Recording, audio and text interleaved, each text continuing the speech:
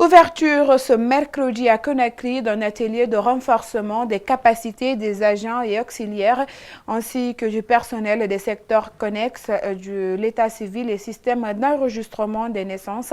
C'est le gouverneur de la ville de Conakry, le général Mathurin Bangoura, qui a lancé les travaux. Plusieurs acteurs œuvrant dans le secteur ont assisté à la cérémonie d'ouverture. Compte rendu Algassi Mouyaliba et Yacouba Traoré.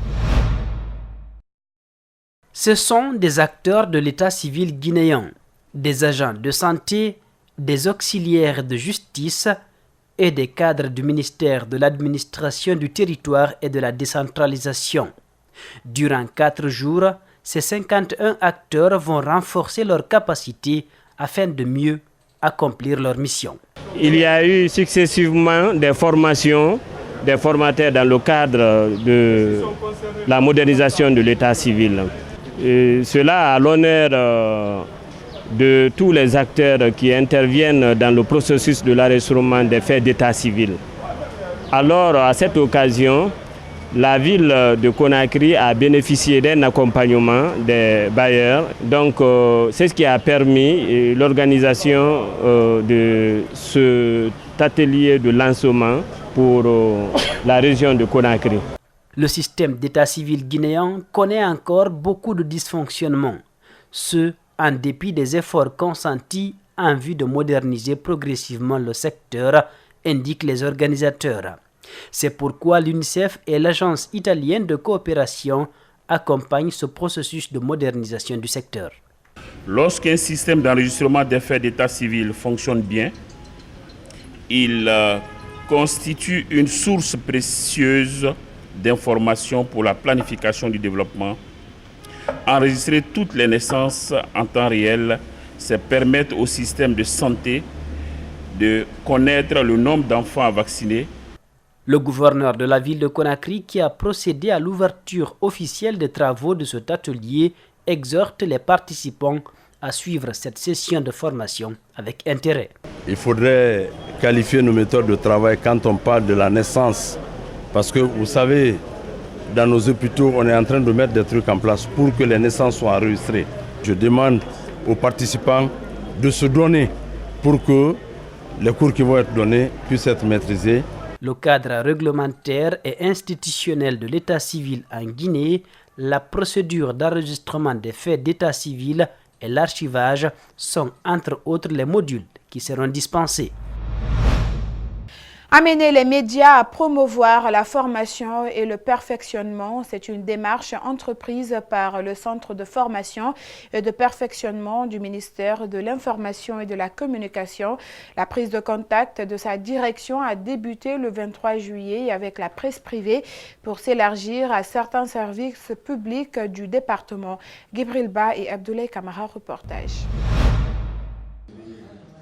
Dans le paysage médiatique guinéen, il y a un besoin de remise à niveau. C'est une interpellation du Centre de formation et de perfectionnement du ministère de l'Information et de la Communication. À l'ère de la révolution numérique, ce besoin est à satisfaire obligatoirement, selon son directeur. Il y a une première catégorie qui est composée des journalistes qui n'ont jamais fait du journalisme, qui sont sortis d'autres filières que le journalisme, et qui exercent aujourd'hui tant bien que mal au niveau des médias publics et privés. Cette catégorie a besoin de formation et de perfectionnement. La deuxième catégorie porte sur des journalistes qui sont sortis des écoles ou des filières de journalisme, mais qui, depuis leur sortie, manquent de structures justement répondantes et d'accompagnement institutionnel, n'ont pas connu une remise à niveau, donc n'ont pas connu de perfectionnement. La presse constitue le quatrième pouvoir, expression souvent employée dans la corporation pour justifier l'importance et les impacts des outils de communication. Ceux qui s'en servent sont nombreux à rencontrer des difficultés. Alors le ministre Somparé indique qu'il faut immédiatement trouver une alternative. Et qui dit évolution constante dit transformation sociétale, transformation technologique et par conséquent adaptation nécessaire de tous les professionnels qui exercent dans les différents secteurs d'activité. Et cela passe nécessairement par la formation et la formation continue. La prise de contact entre le centre de formation et le perfectionnement et les directions des radios rurales et de diffusion ont aussi permis de relever certains problèmes. Nos collaborateurs qui produisent des contenus tous les jours fournissent des efforts, font des mains et des pieds pour donner des contenus de qualité. Mais lorsque ces contenus de qualité ne sont ni entendus ni vus pour la population à laquelle ils sont destinés, ça veut dire qu'il y a encore du travail qui reste à faire. Ces échanges se sont élargis auparavant aux associations de la presse privée et aux directeurs de l'AGP et de l'OGP. Partout, ces différentes structures ont un point commun, la formation. Le Centre du commerce international, CECID, a procédé ce mardi à la remise de matériel de travail composé d'outils informatiques aux élus locaux de quelques préfectures. Ce sont des ordinateurs, des onduleurs et autres équipements composés d'archives pour permettre aux élus locaux d'exercer correctement les tâches qui leur sont dévolues. Reportage Mohamed Valek Touré et Abou Kouria Kourma. C'est un appui aux collectivités locales que vient apporter le Centre du commerce international aux élus locaux de quelques préfectures. Il s'agit des matériels de travail, des archives du code révisé en vue de faciliter le travail sur les administrateurs territoriaux. Il s'agit d'aller vers les populations à la base, il s'agit d'aller vers les communautés à la base. Et les coordinateurs de ces communautés à la base là sont des élus locaux qui ont reçu la confiance de ces communautés. Pour nous, ce développement ne peut partir que du renforcement des capacités de ces élus locaux qui sont des maires. C'est la raison pour laquelle nous avons pensé au renforcement des capacités de ces élus locaux-là pour mieux produire, pour mieux gérer le bien qui est issu de la même communauté, qui est issu de la même population. La venue de ces matériels de travail soulage à plus d'un titre ces élus locaux. Ils ressentaient un manque criard de ces outils. Il fallait parcourir de longs kilomètres pour la saisie des documents. Après la réception de ces dons, les bénéficiaires promettent une bonne utilisation pour mieux propulser le développement à la base. Nous, on était en difficulté pour gérer ces pièces. Il faut aller à Bouquetville, faire la saisie, faire tout. Maintenant, là qu'on a tous ces outils, c'est un grand atout pour nous. On est très contents de ceci. Un partenariat que les bénéficiaires qualifient de dynamique en termes d'appropriation et d'appréhension.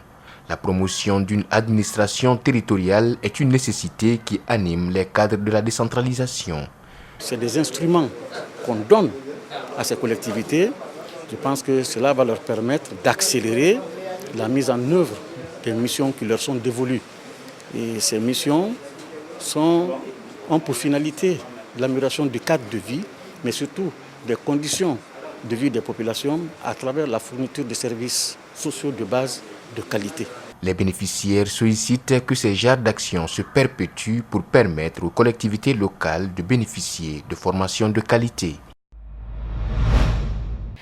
Paix, gage de développement, c'est sur ce thème que l'ONG Dinguiraye Réflexion et Action va célébrer sa 2e édition dans la ville sainte. Les activités se dérouleront du 10 au 19 août, une semaine consacrée à la promotion culturelle et à la cohésion sociale. Les membres de l'ONG étaient devant les médias pour décliner leur programme. Mamadou Sadio Baldé et Ibrahima Souma pour les explications. Dinguiraye, une ville sainte, touristique et cosmopolite. Les filles et fils de cette préfecture veulent faire un retour à la source du 10 au 19 août pour offrir à leurs hôtes ce qu'ils ont de plus précieux. Pour ces visites, nous avons la mosquée d'Ela Joumartal, nous avons une partie de la Tata qui existe toujours à Dinguiraye, nous avons le Haïre Tabalde, nous avons le palais d'Ela Joumartal, nous avons Pelunwaju, nous avons Colomba. Dinguiraye, c'est aussi une préfecture qui regroupe l'ensemble des ethnies à travers le pays. D'abord de l'histoire. Nous avons une communauté qu'on appelle les tout-couleurs, nous avons les Peuls, nous avons les Malinké. Quand vous prenez par exemple le Fouta, on sait que le Fouta est Peul. Quand vous dites au Guinée, on dit que c'est Malinké. Mais quand vous prenez Dinguiraye, c'est le mélange des deux. Tous ces éléments peuvent être source de conflits s'ils sont mal exploités. La préfecture a eu l'amère expérience de vivre des troubles sociaux après les élections locales. Ces enfants veulent effacer ces souvenirs qui entachent un glorieux passé. Elle sera axée sur le renforcement du tissu social qui s'effrite de jour en jour. Vous n'êtes pas sans savoir, les dernières élections n'ont pas laissé que de bonnes traces. Le cas de Kalinko, qui est une zone conflictogène, Banora aussi. Il y a eu 5 morts à Kalinko à l'issue des élections communales. Les points noirs existent, ils en sont conscients, mais pour cette deuxième édition de la semaine culturelle, ils veulent vendre du positif à la Guinée. Nous voulons faire de Dinguiraye la capitale guinéenne de la culture et de la cohésion sociale. Et nous sommes sûrs et certains que nous arriverons, parce que la première édition a été vraiment un succès et la deuxième édition sera aussi un grand succès. Semaine culturelle certes, mais une semaine pleine et intense activité pour les organisateurs qui entendent rapprocher au mieux les différentes ethnies qui ne regardent presque plus dans la même direction.